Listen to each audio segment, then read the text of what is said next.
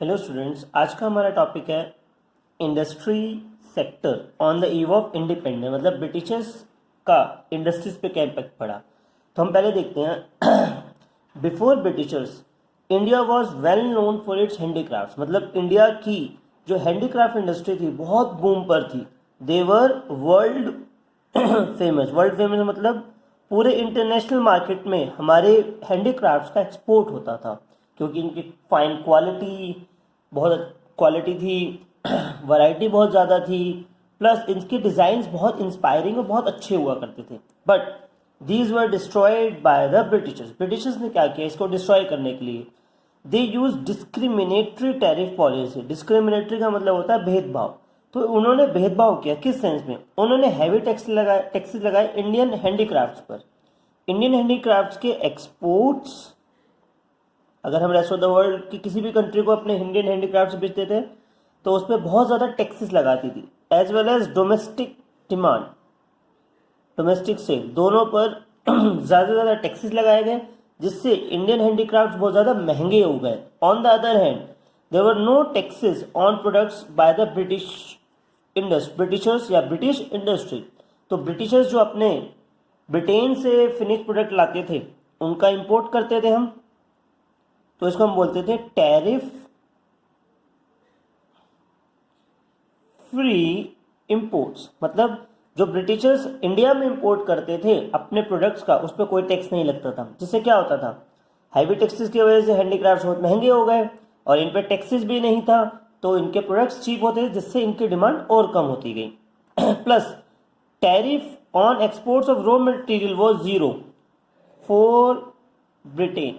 मतलब अगर हम ब्रिटेन को रॉ मटेरियल सेल कर रहे हैं तो उस पर कोई टैरिफ नहीं लगता था। अगेन अब वो चीप रॉ मटेरियल ले रहे हैं, विदाउट टैरिफ ले रहे हैं, तो उन्हें हमारा रॉ मटेरियल भी सस्ता मिल रहा था, जिसकी वजह से अल्टीमेटली उनके प्रोडक्ट्स और चीपर होते थे, जिसकी वजह से हैंडीक्राफ्ट इंडस्ट्री इंडिया की डिस्ट्रॉय होती गई। इंडस्ट्री में जो हमारे टॉपिक है वो फर्स्ट है हैंडीक्राफ्ट्स के ऊपर और दूसरा है मॉडर्न इंडस्ट्री के ऊपर। तो first topic is decay of handicraft. Decay मतलब हैंडीक्राफ्ट इंडस्ट्री डिस्ट्रॉय होती चलेगी, किस वजह से? डिस्क्रिमिनेटरी टैरिफ पॉलिसी, जैसे कि हमने डिस्कस किया कि इंडियन हैंडीक्राफ्ट्स के डोमेस्टिक डिमांड और एक्सपोर्ट दोनों पे हैवी टैक्सेस थे, जिसकी वजह से वो प्रोडक्ट्स महंगे होते चले गए। और फिर था disappearance of princely courts. Princely courts होते हैं rajas and Nawab. What they used to do? They used to promote. What they used to do? They used to promote handicrafts.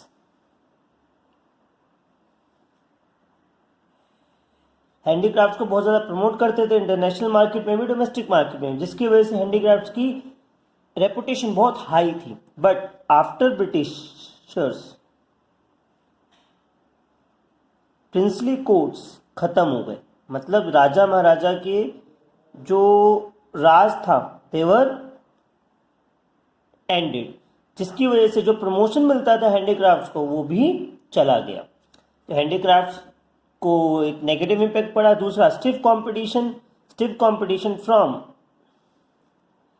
British machine made products,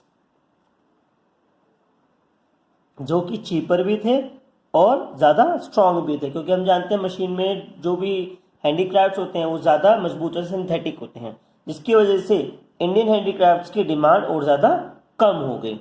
next आता है new pattern of demand. Britain में western culture influencing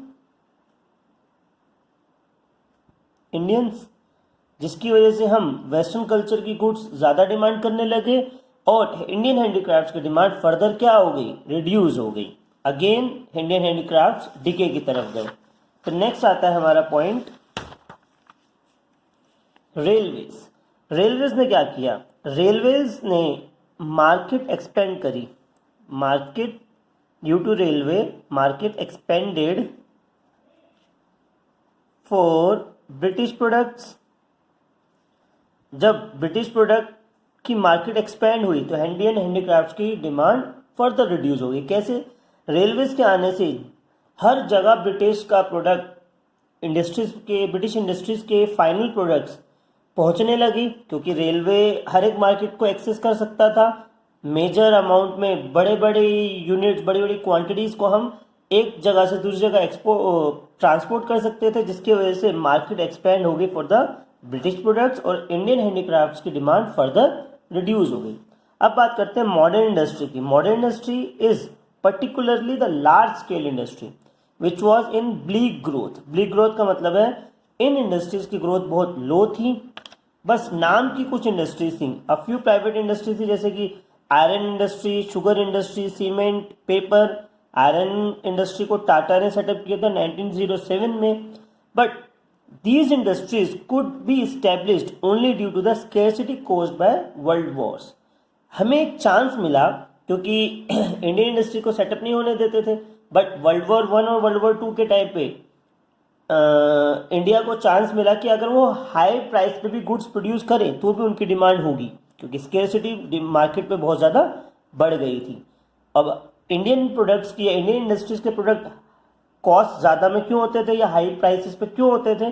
क्योंकि Britishers उन पर बहुत heavy tax लगाते थे, but still उन्हें चांस मिला स्केर्सिटी की वजह से। Now they can setup industry, तो उन्होंने इन टाइप की इंडस्ट्रीज को सेटअप किया।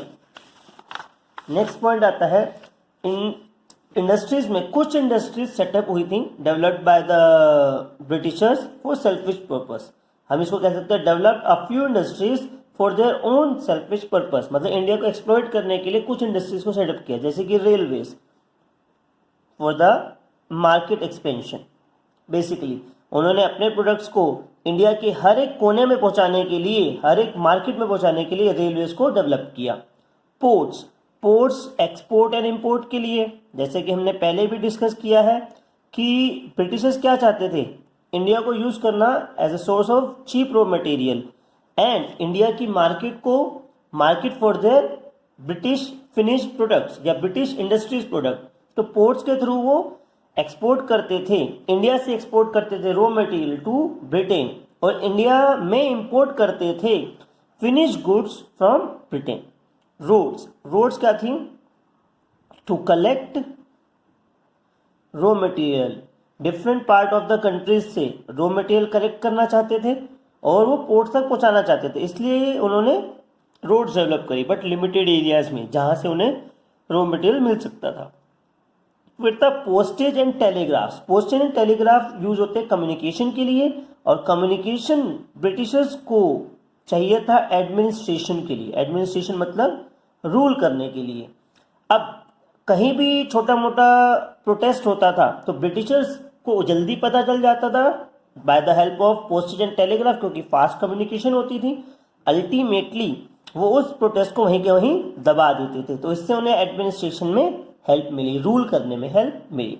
फिर आता है no capital good industry. Capital goods होती हैं इंडस्ट्री विच प्रोड्यूसेस